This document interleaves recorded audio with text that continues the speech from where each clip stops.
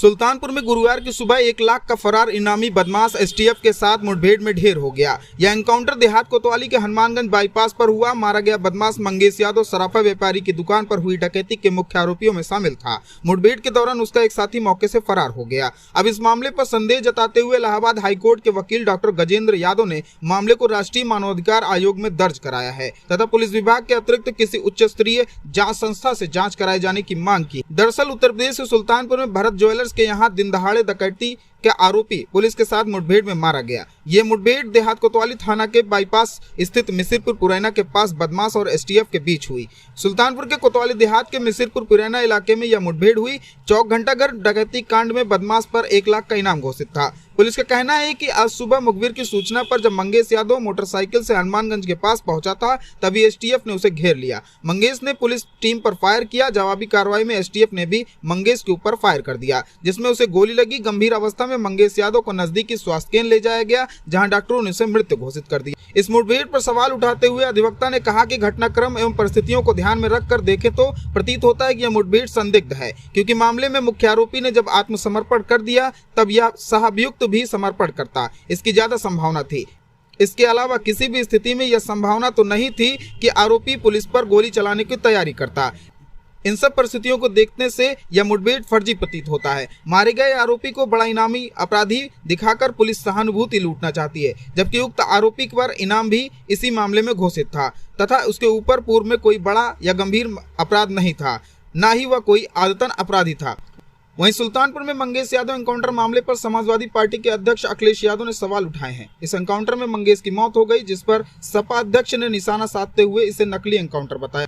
उन्होंने कहा कि डकैती में शामिल लोगों को सत्ता पक्ष से संबंध है, इसलिए नकली एनकाउंटर हुआ और जाति देखकर उसकी जान ले ली गई। सपा अध्यक्ष ने एक्स पर लिखा, लगता है सुल्तानपुर की डकैती में शामिल लोगों से सत्ता पक्ष का गहरा संपर्क था, इसलिए तो नकली एनकाउंटर से पहले मुख्य आरोपी से संपर्क साध कर सरेंडर करा दिया गया और अन्य सपक्षीय लोगों के पैरों पर सिर्फ दिखावटी गोली मारी गई और जात देखकर जान ले ली। उन्होंने आगे लिखा, जब मुख्य आरोपी ने सरेंडर कर दिया है तो लूट का सारा माल भी पूरा वापस होना चाहिए और सरकार को मुआवजा अलग से देना चाहिए, क्योंकि ऐसी घटनाओं का जो मानसिक आघात होता है उससे उबरने में बहुत समय लगता है, जिससे व्यापार की हानि होती है, जिसकी क्षतिपूर्ति सरकार करे। नकली एनकाउंटर रक्षक को भक्षक बना देते हैं। समाधान नकली एनकाउंटर नहीं है, असली कानून व्यवस्था है। भाजपा राज अपराधियों की अमृतकाल है। जब तक जनता का दबाव व आक्रोश चरम सीमा पर नहीं पहुंच जाता तब तक लूट में हिस्सेदारी का काम चलता रहता है, और जब लगता है कि जनता घेर लेगी तो नकली एनकाउंटर का ऊपरी मरहम लगाने का दिखावा होता है। आज दिनांक 5 सितंबर 2024 को प्रातः सुल्तानपुर जिले में एक मुठभेड़ में एक युवक की मौत की सूचना प्राप्त हुई। उक्त व्यक्ति जौनपुर जिले का मूल निवासी था तथा उसके परिवार ने दोपहर में फ़ोन करके संपर्क किया और ये कहा कि युवक की जो मुठभेड़ में मौत हुई है वह पूरी तरीके से फर्जी है, क्योंकि युवक को जिस मामले में मुठभेड़ हुई है वह 28 अगस्त 2024 को सुल्तानपुर जिले में हुई एक लूट के सिलसिले में हुई है। जबकि परिवार के लोगों का कहना है कि 28 तारीख को वह जौनपुर में अपनी बहन प्रिंसी यादव के स्कूल माँ गुजराती देवी इंटर कॉलेज चुरावनपुर जौनपुर में उसकी फीस जमा करने के लिए गया था तथा वह सुल्तानपुर में ना होकर के जौनपुर में ही था। इससे उसके परिवार का कहना है कि इस मामले से उनके पुत्र का कोई लेना देना नहीं था।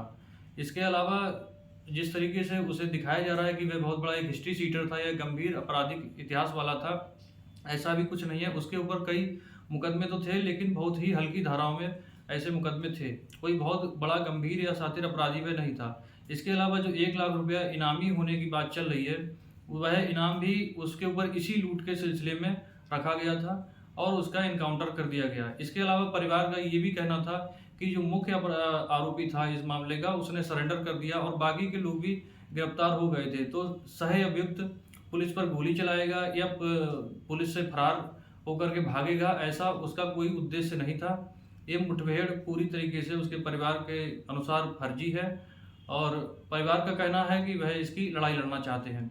इस मामले को लेकर के हम माननीय उच्च न्यायालय जाएंगे और तत्काल इस मामले में पुलिस कर्मी जो भी इसमें लापरवाही के दोषी हैं उनके खिलाफ FIR तथा CBI जांच की मांग करेंगे।